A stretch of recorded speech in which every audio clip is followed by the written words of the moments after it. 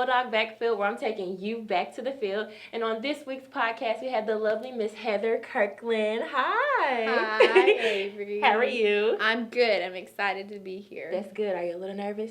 I'm not. You make me feel at home, and I'm excited to be able to share all that God's doing. So. Yes. Speaking of God, she's a lady of God and also the head woman in charge of FCA here at Tennessee Wesleyan University. And Heather, can you tell me how you got started here with FCA? With FCA. Well, I was working in Monroe County first with FCA at Hiwassee College. And I was there for a year doing ministry, doing Bible studies, being with coaches and athletes. And I had taken a day off and went to just spend some time with the Lord in prayer. And he said, drive to Athens. And so I drove to Athens. And as I was going through different parts of Athens, I don't know, it was an amazing experience. He just started showing me different things of parts of Athens that were breaking his heart. And I came through Tennessee Wesleyan and I saw a couple of soccer players in the parking lot, and immediately, like, my eyes were just opened for some reason that I was called to be here on this campus. And I was like, well, that's really cool. I'll pray about it, fast and pray and seek the Lord for a year before I ever moved from where I was, because I really felt like I was called to do FCA in the schools in Monroe County and at Hiwassee College. But that night, I was at a board meeting for another ministry that I'm a part of, and the lady was sitting across from me. It was at the end of the meeting, and she just said, I feel like I need to share something. And I was like, okay. She said that a couple had been walking through Tennessee Wesleyan that morning. They were thinking about starting a business in downtown Athens, and they said God was about to do something huge at Tennessee Wesleyan.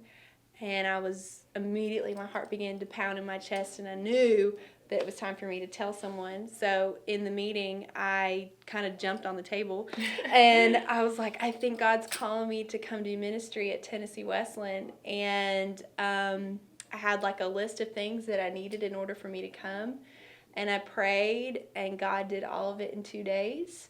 I called the supervisor that's over the Tennessee Wesleyan area and surrounding counties and said, I'm coming to your school, and you didn't invite me, you didn't ask for me, but I'm coming. And now I'm here. So, okay. Yeah. So Jesus literally took the wheel. Oh, yeah. Oh, yeah. Took the wheel. It was nothing short of just his hand and everything. It's been, the cool part about it is that I've actually been praying over Tennessee Wesleyan for the last 5 years. I work with another ministry called God Song Ministries, and every first Saturday of the month we would gather and walk around downtown Athens and pray, walk over Tennessee Wesleyan's campus and pray. And this was way before I was in ministry, way before I was hired with FCA. But looking back now, it's kind of incredible that the things that I prayed for and the people that I asked God to bring, he actually used me. It's just beautiful. It's really, really cool. Yes, it really is. So when students come to you, well, student athletes, and they ask you, how can they keep God with them as they're playing their sports? Because some people tend to lose sight of that. They're all about the money if they go pro. Yeah. But some players, they keep him in them, and they can acknowledge him. Because I know Steph Curry, when he makes a three, he points up and looks at God. So I know players still acknowledge him. But how do you inform players on how they can when they're looking for that opportunity? Well, when you ask that question, I immediately think of one particular student athlete that I met this past semester here at Tennessee Wesleyan, and he has aspired to go pro since he was a kid. And his whole life, everything's just been about his sport, and everything that he did, all the decisions that he made was to become successful and to go pro in that sport. And through the ministry of FCA and these last couple of months he's been coming, God has really opened up his eyes to the love that God has for him. And last week we went on a retreat, and it was there that he realized that, you know, I'm a son of God first. I'm a child of God first, and then I'm an athlete. And he came up to me, big tough athlete, crying, and he said, I think God is going to allow me to use my platform and excellence in sports to inspire other people to follow him. And I've already seen just tremendous success in his story since making that decision.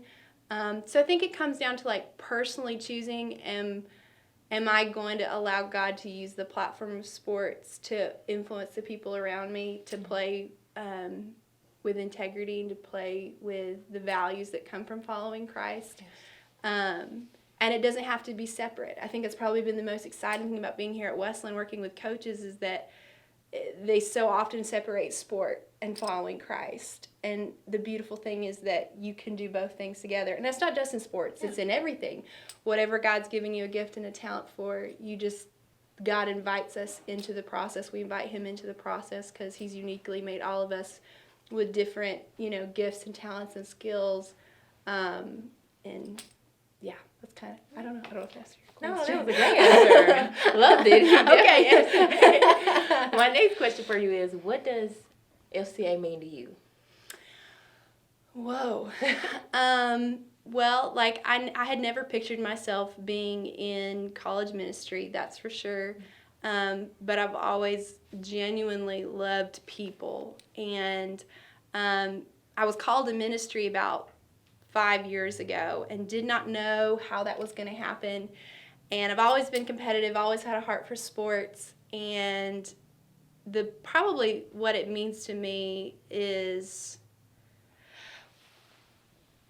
I don't know, it's an incredible experience to watch someone go from thinking that the only thing that's valuable about themselves is their ability to throw a ball or to, have the best batting average or to, get the national championship ring, and then to see them understand that there's something inside of them that is so much more valuable than what they do with their sport. And I don't know, like getting to be a part of athletes' lives and seeing them know that they're valued by God outside of their ability, because that was kind of my story. I was just so wrapped up in my ability in sports that I didn't know that outside of what I could do, I truly was valuable to God. Mm-hmm. So I think I love FCA because it helps people know that they're known, that they're seen, that they're loved, regardless of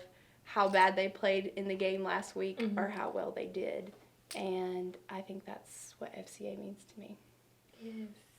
Now, can you tell the people who attend TW what days FCA are open to others and what all is done there? Okay, so Monday night we do our gathering in Reese Hall, and we eat lots of good food. We have speakers, we play games, we have worship, and then we also have breakout discussion groups afterwards, so students have a safe place to talk about what they're going through.